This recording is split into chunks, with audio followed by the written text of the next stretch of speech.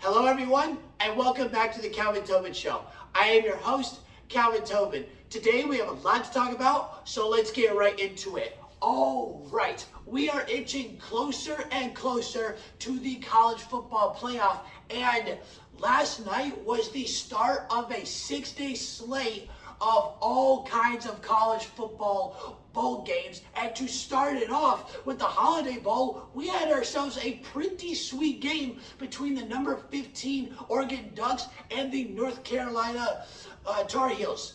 Now, with the Oregon Ducks, they ended their year with a couple of victories. For one of their victories, they beat the North Carolina Tar Heels in the Holiday Bowl, beating them 28-27. And the other victory that they got was their starting quarterback, Bo Nix, is returning to Oregon next year for his 5th year in college. Now, how did this game go? Yeah, for just a 1-point victory. Well, I'll tell you, to start off this game, both teams were copycats of each other in crazy fashion. Now, what do I mean by that? Well, in that first half, they were matching, Oregon and North Carolina were matching each other on practically everything that they were doing. It didn't matter what it was. If Oregon scored a touchdown, North Carolina matched it right away. If Oregon missed a field goal, North Carolina matched it right away with the same kind of energy. Like, it was like completely identical. Now, the Oregon Ducks running back, Bucky Irving, was the story of the first half, as he got 106 yards and 2 touchdowns in that first half. And he got a massive 66-yard touchdown in the second quarter. Now, towards the end of this first half, the Ducks were driving with less than a minute to go in the first half. And it looks like that the Oregon Ducks were about to score a field goal or touchdown, however they were going to score. But then Bo Nix threw one of the most interesting interceptions you could see, because he threw the ball, it got batted down, and then it got kicked by 2 different defenders, and it looked like they were playing some soccer out there, and that interception ended up being returned for 40 yards. And then just one play later, the North Carolina Tar Heels were able to take a 21-14 lead on a 49-yard touchdown at the with like 30 seconds left remaining. But after that touchdown, after scoring that 3rd touchdown for North Carolina, that was the last time North Carolina scored a touchdown, because from there they only scored 2 field goals to put them up at 27. And nobody scored in that third quarter. It was just a few decent drives by both sides of the football. And then as soon as that 4th quarter came, Bo Nix and the Oregon Ducks had a great 4th quarter comeback as Bo Nix drove the Ducks down on back-to-back drives to make it 27 piece with 19 seconds left in the game. Now, the reason I'm saying 27 is because the Ducks kicker nearly made this game go into overtime, because he ended up kicking the extra point and he doinked it, but luckily it went in, and the Oregon Ducks were able to end the year with 10 victories on the season. Now, that Oregon game was close, but there was a ton more close games all the way in the NBA, as 8 games were played, and 3 of those games were decided by 1 point, and 5 of those games were decided by 6 points or less. And there were a and there were so many crazy things to watch. And the craziest thing to watch was 4 players dropped 40 plus points. You had Jokic who dropped 40. You had Giannis who dropped 45. You had DeMar DeRozan who dropped 42. And you had Zion who dropped 43. But out of the totality of the 8 games, the best game to watch was the Milwaukee Bucks versus the Chicago Bulls, and the Chicago Bulls ended up winning this game in overtime, 119 to 113, and this game was epic because as the stats that I just listed, Giannis and DeMar had a superstar showdown as Giannis dropped 45, 22, and 7, and DeMar DeRozan dropped 42, 10, and 5.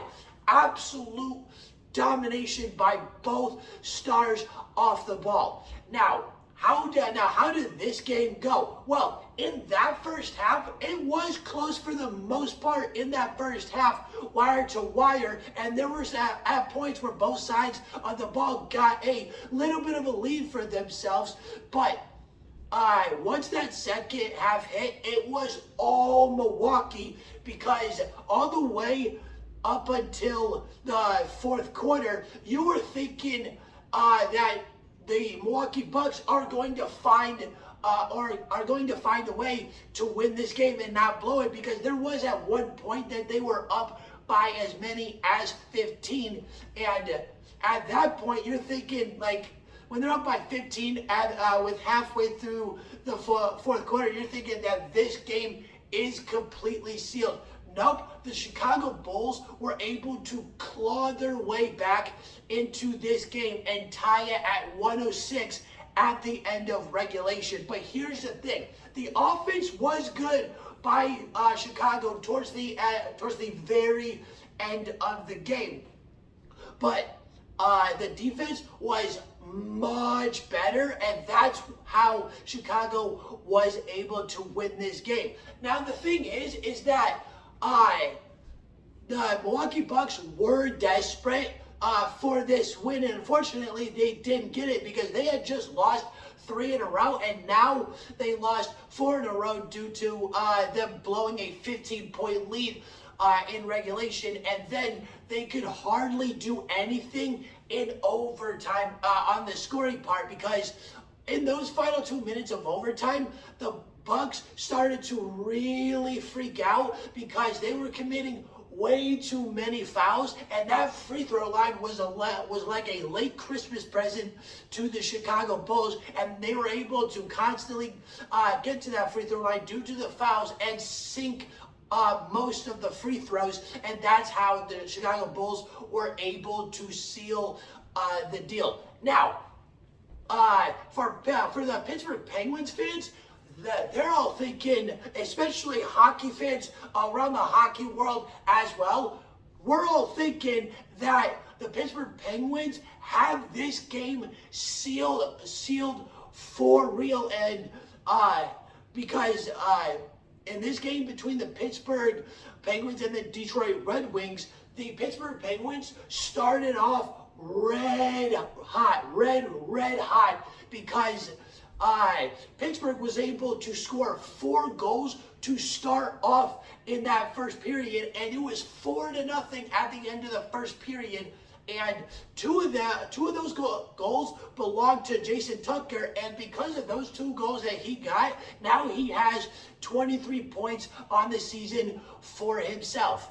Now, with this game and in that first period, the Detroit Red Wings did everything they could, shooting everything they got and blocking multiple shots, but they could not make anything work and slow down Pittsburgh at all. Now, when it comes to after this first period ending, we're all thinking, okay, the Pittsburgh Penguins are at a really dominating level, and they started out their domination really early, and there's a chance that they might score maybe 6 or 7 goals with the way the first period went, and that there is no way way that Pittsburgh is going to lose this game. Well, let me tell you what happened.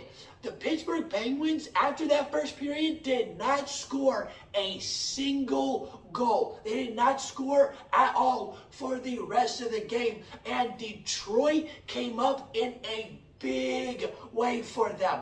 They were, and the big part is that they were able to keep it clean for them. They didn't commit any penalties in the second, third, or third period. And with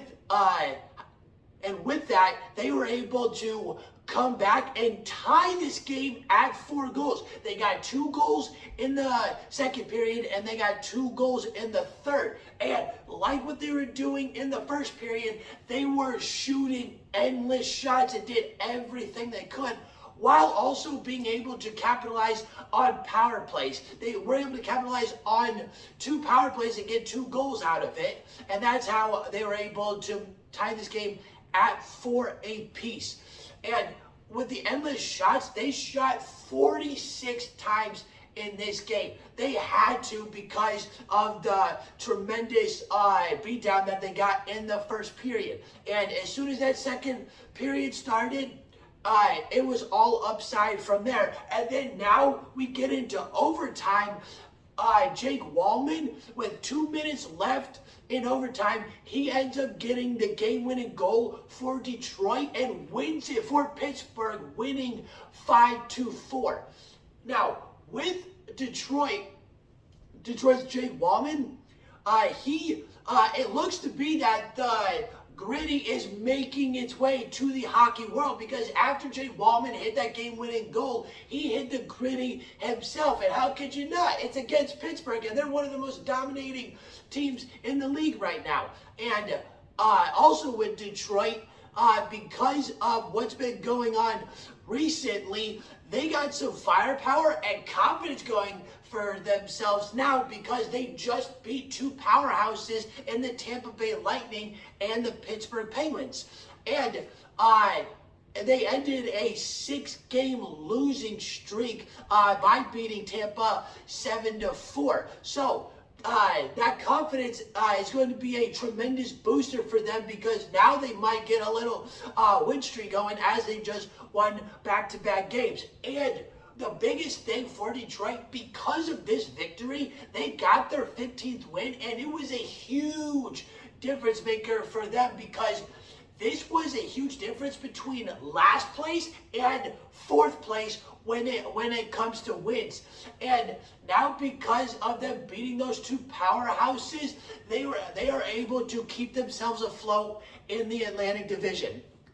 All right, that's the end of the Calvin Tobin Show. Please subscribe to my channel at Calvin Tobin Show so you don't miss out on any sports media whatsoever. And please follow me on Instagram at Calvin Tobin Show so you don't miss out on any sports news whatsoever. And I'm out.